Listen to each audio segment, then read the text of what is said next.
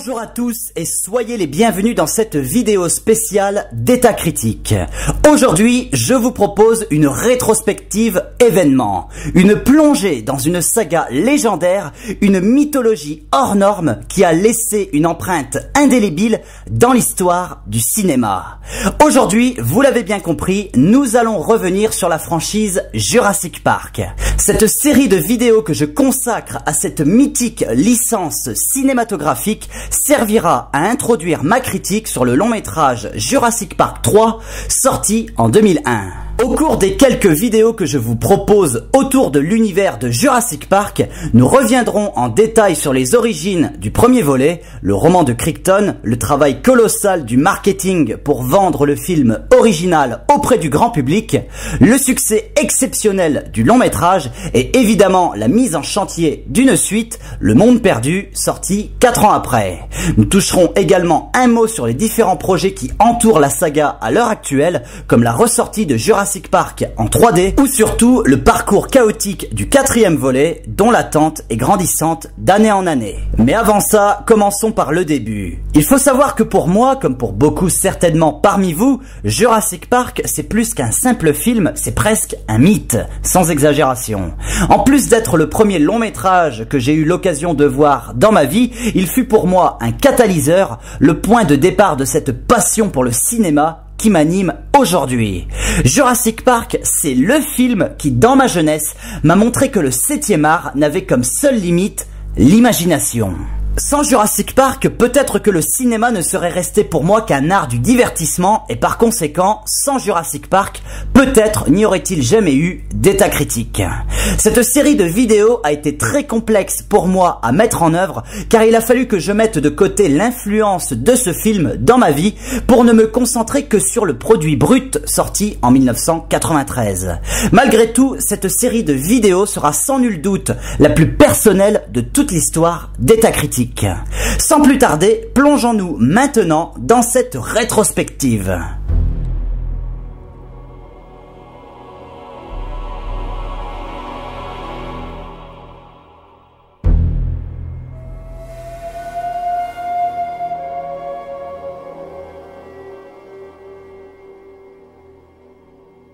Pour bien comprendre comment un film comme Jurassic Park a pu voir le jour, il est important de bien identifier les différentes influences de celui-ci.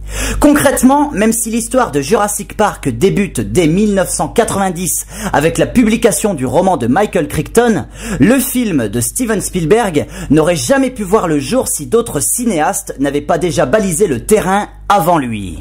La véritable histoire de Jurassic Park, au sens large, débute dès 1925 avec la sortie du film Le Monde Perdu, réalisé par Harry Hoyt, tiré du célèbre roman de Sir Arthur Conan Doyle. Ce long métrage muet retrace les aventures d'une expédition menée par le professeur Challenger en quête d'une jungle perdue au cœur du Brésil où, dit-on, des animaux préhistoriques tels que des brontosaures ou des allosaures vivraient cachés depuis des millénaires loin du regard des hommes. La particularité du Monde Perdu, c'est qu'il s'agit, en plus d'être le premier film sur les dinosaures à connaître un certain succès auprès du public, du tout premier long métrage de l'histoire du cinéma à utiliser un effet spécial unique et novateur pour l'époque, le stop motion, communément appelé l'animation image par image.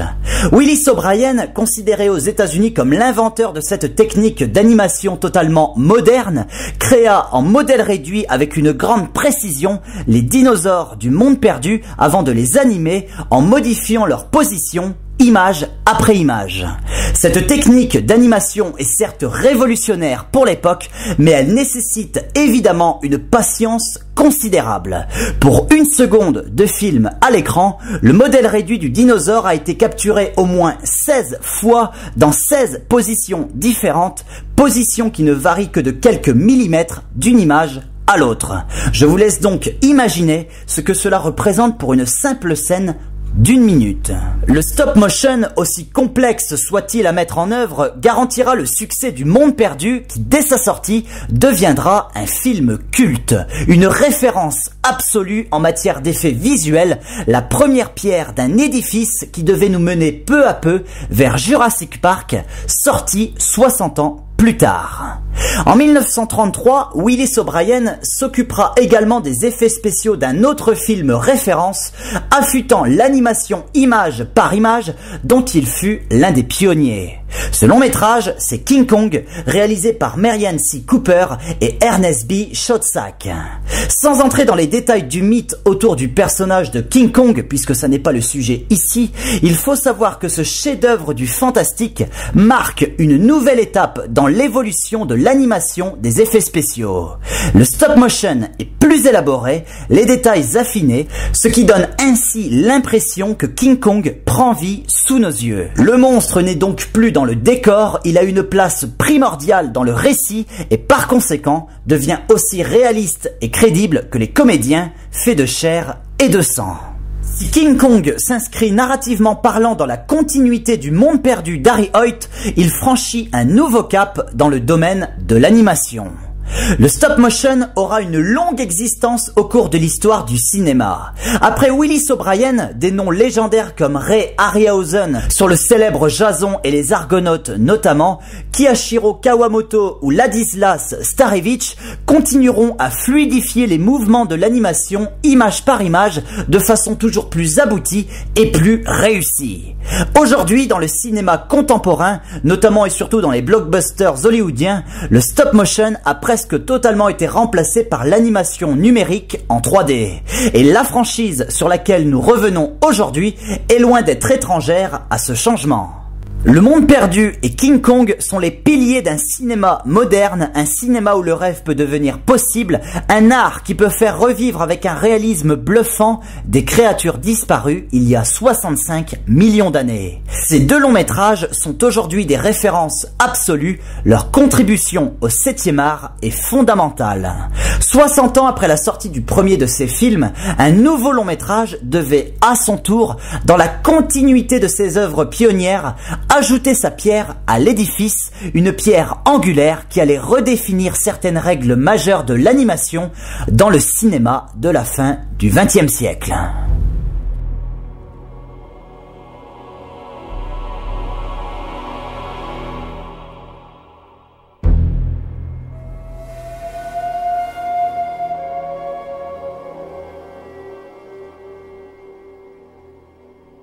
Michael Crichton est né en 1942. Romancier de profession, il écrit ses premiers textes vers la fin des années 60. Si ses premières œuvres s'apparentent énormément à des thrillers policiers, Crichton va peu à peu changer de style pour se plonger dans des univers s'apparentant à de la pure science-fiction. Très proche de la médecine, Crichton obtient son doctorat en 1969. Il fera du monde médical et plus particulièrement de l'univers scientifique son domaine de prédilection au cours de sa carrière d'écrivain. En 1988, la carrière de romancier de Michael Crichton est en pleine ascension. Pour beaucoup, il est considéré comme l'un des créateurs du techno-thriller littéraire qui, comme son nom l'indique, est un mélange entre l'évolution de la technologie et un suspense attelant. À l'instar d'œuvres écrites par Tom Clancy, par exemple, certaines œuvres de Crichton s'articulent de façon précise, crédible et détaillée autour d'une technologie actuelle, le clonage, l'armement moderne ou la nanotechnologie, et impliquent cette technologie dans des situations de fiction où, en lisant entre les lignes, on peut en discerner les limites morales ou scientifiques. En 1988, Crichton a déjà écrit un certain nombre de romans, comme Congo en 1980 ou Sphère en 1987, et se prépare à l'écriture d'un tout nouveau livre intitulé Jurassic Park. Publié en 1990 en France sous le titre Le Parc Jurassique, cet ouvrage va très rapidement devenir un véritable best-seller en librairie, permettant ainsi à Michael Crichton d'être l'un des écrivains les plus connus et reconnus de son temps. Il va de soi que l'influence du film de Steven Spielberg a largement contribué au succès du roman Jurassic Park. Néanmoins, le discours formulé par l'auteur dans son livre est assez éloigné du regard que Steven Spielberg donnera à son long métrage. Si Jurassic Park, le film, est resté dans l'histoire du cinéma comme le triomphe du divertissement dans toute sa splendeur, Jurassic Park, le roman, s'articule sur des thématiques beaucoup plus graves, avec un message beaucoup plus plus pessimiste et des observations très critiques envers l'évolution de la science, notamment le clonage et la génétique.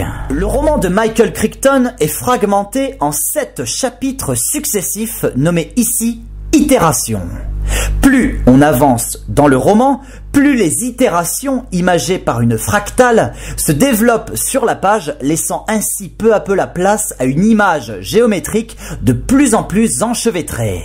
Ce symbole est évidemment une illustration de la théorie mise en avant par le personnage de Ian Malcolm, qui est, de façon sous-entendue, le porte-parole de Michael Crichton sur les thématiques abordées dans son propre roman.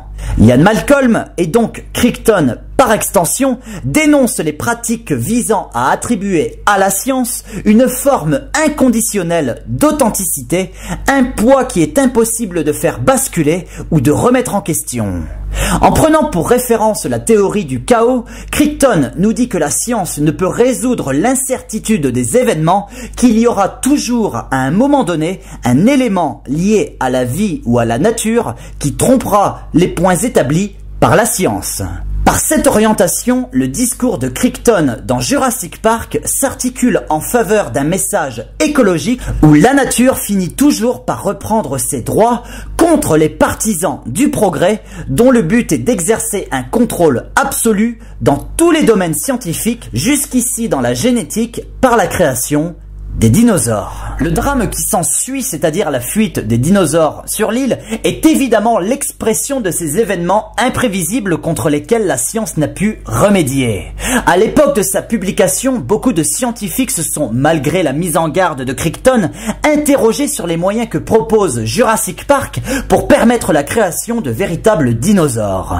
Dans le roman, Crichton nous explique que pour créer un dinosaure, il faut prélever le sang de l'animal dans les moustiques prises au piège dans les résines d'arbres fossilisés. L'ADN étant incomplet, il faudra ensuite le combiner à un ADN de grenouille pour composer un ADN de dinosaure. Dans la réalité, cette thèse, qui n'est pas totalement stupide et délirante, a été sujette à débat. Beaucoup de scientifiques se sont intéressés à ce schéma de reconstitution d'un ADN de dinosaure, mais tous sont arrivés à la conclusion qu'elle ne tenait pas la route. D'après les scientifiques, combiner un ADN de grenouille à un ADN fossilisé de dinosaure, qui en l'état est très endommagé, ne donnerait pas un dinosaure, mais un organisme vivant qui ne ressemblerait pas au modèle original. De même, l'ADN prélevé sur le moustique a pu, avec l'âge et le nombre de siècles écoulés, se combiner avec l'ADN propre au moustique, le polluant ainsi, le rendant inutilisable. Évidemment, tout ceci ne représente pas toutes les contre-thèses des scientifiques.